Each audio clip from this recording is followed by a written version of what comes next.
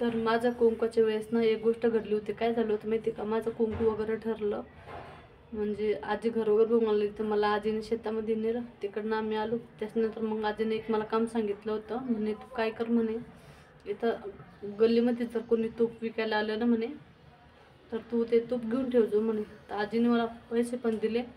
आणि मग एक बाई आली आमच्या इकडे तूपवाली. तर ते कोणते लोक होते, गवळी लोक असतात बघा, ते गवळी. तर त्या गवळी लोकांना समजा चांगलं तुपातलं कळत असतं का काय, ते काय असायचं. त्यावेळेस ना एक असं गोष्ट घडली होती. आजीने मला पैसे दिले, ती तुपवाली बाई आली. ती बिचारी कोण होती काय होती तिला तिचं माहिती. तर मी ती बाईला आवाज दिला, म्हटलं मावशी तुमच्याकडं तूप आहे ना. तर त्या म्हणाल्या तर हो म्हणे, घ्यायचं का म्हणे तुला. आणि ते तूप ना दाणेदार होतं,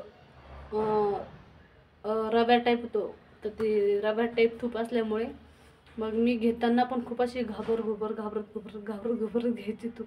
एवढी मला भीती वाटायची, अरे बापरे, खूप अक्षरशः एवढी, म्हणजे हो नाही हो नाही हो नाही. मग त्या बाईला म्हटलं मावशी तुम्ही इथं कुठेतरी 1 मिनटं थांबा म्हटलं, मी आत्ता आली म्हटलं. जशी मी ते तुपाचं भांडं घरात, म्हणजे तूप घेतलं आणि खालीच भांडं होतं, ते भांडं मी तसंच ठेवलं. आणि ते पैसे पण घरात ठेवले. आणि म्हणजे माझी काकू आहे आमच्या, म्हणजे घरापासून थोडं अंतरावर त्यांच्या काकूंचं घर आहे. तर त्यावेळेस काकू घरी होती, मी तिकडं पळत गेली. म्हटलं काकू, एक तुपाली बाई आलेली, म्हटलं तुम्ही ना माझ्यासोबत चला म्हटलं, आणि ते तूप बघा म्हटलं कसं आहे. आई तर आजी मला परत बोलायची म्हटलं किंवा असं. तर म्हणे मग काय नाही, मग काकू आली. काकूने पण त्या बाईकडचं तूप बघितलं, चेक केलं. पावशेर घेतला असेल आम्ही. त्या पावशेरचे एवढे पैसे आजीने माझ्याकडे दिले होते. तर ते तूप घेतलं मी. नंतर घाबरत घेऊन ठेवलं. म्हटलं मलाही शिव्या घालन, आजी बोलन आणि काकूलाही बोलन म्हणे, ती तर पोरगीचे म्हणत, तिला काय कळतं, पण तुलाही कळत नाही म्हणून. असं मला वाटलं की माझ्यामुळं काकूला सुद्धा बोलणे भेटतील. तर मग आम्ही दोघींना असं एकदम घाबरत तूप वगैरे घेतलं आणि घेऊन ठेवलं. नंतर संध्याकाळी आजी आली. तर मग आजीला दाखवलं, म्हटलं आजी हे बघ म्हटलं तूप घेतलं म्हटलं. म्हणजे आजीचा स्वभाव थोडा स्ट्रिकच आहे अजून, म्हणजे खरतडच आहे दरसा. तर मग त्याच्यामुळे मग थोडं घाबरतच मी आजीला तुपाचा डबा हे केला, दाखवला. तर मी आजीला तुपाचा डबा दाखवला. तर आजीनं घेतला हातात, तर तूप घेतलं असं हातावरती चोळलं, असं करत होती. असं तिने तूप घेतलं आणि हातावर लावून चोळलं. मग ती म्हणे असं घ्यायचं म्हणे, असं घासायचं म्हणे हातावरती, मग तसं वास येतो का बघायचं म्हणे. काही लोक मिक्स करता म्हणे. म्हटलं बाई त्याच भीतीनं मी थोडं, म्हणजे तू जेवढे पैसे दिले, तर त्यावेळेस ते तूप वगैरे घेतलं ना आम्ही. आजीला एवढं आवडलं. तर ते तूप घेतलं. तर त्यावेळेस आमच्या इथे गोड भात बनवला होता. त्या तुपापासून गोड भात बनवला होता. थोडीशी मिठाई वगैरे आणली होती, लाडू, जिलेबी, जे काय लागतं ते आणलं होतं. समजा माझ्या वडिलांनी सांगितलं होतं काका त्यांना आणायला. तर त्यांनी त्यांच्या परीने आणलं होतं, जेवढं त्यांच्याकडून आणलं गेलं तेवढं. तर मग ते तूप वगैरे आणलं, मग मंडप वगैरे टाकला सकाळी. मग हा एक तुपाचा भाग झाला. नंतर तर मग मी इथे ना ते तूप वगैरे घेऊन ठेवलं, तूप वगैरे घेतलं.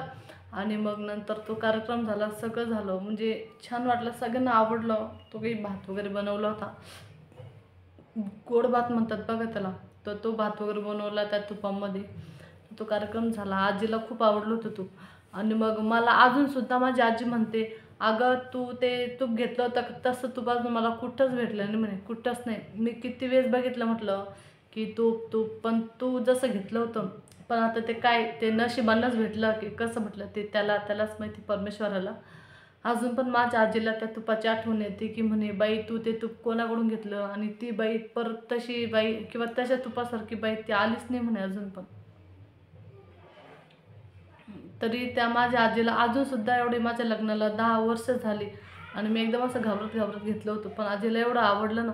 अजून पण त्या तुपाची आजीला आठवण येते की आपण याच्या साखरपुड्याच्या वेळेला तूप घ्यायला लावलं आणि एवढं सुंदर निघालं ते तूप की तसं तुपाचं माझ्या आजीला सुद्धा भेटलेलं नाही आहे अजून पण. ज्यावेळेस पण माझी आजी, म्हणजे असं बसलो आम्ही कधी विषय निघाला तर सांगत राहते की बाई असं असं.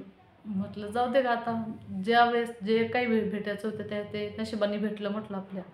ज्यावेळेस काही गोष्टी होता, पण मग तिला आठवण खूप येते. तर हा एक किस्सा घडलेला होता माझ्या कुंकू ठरायच्या 1-2 म्हणजे 8 एक दिवस आधीची गोष्ट असेल.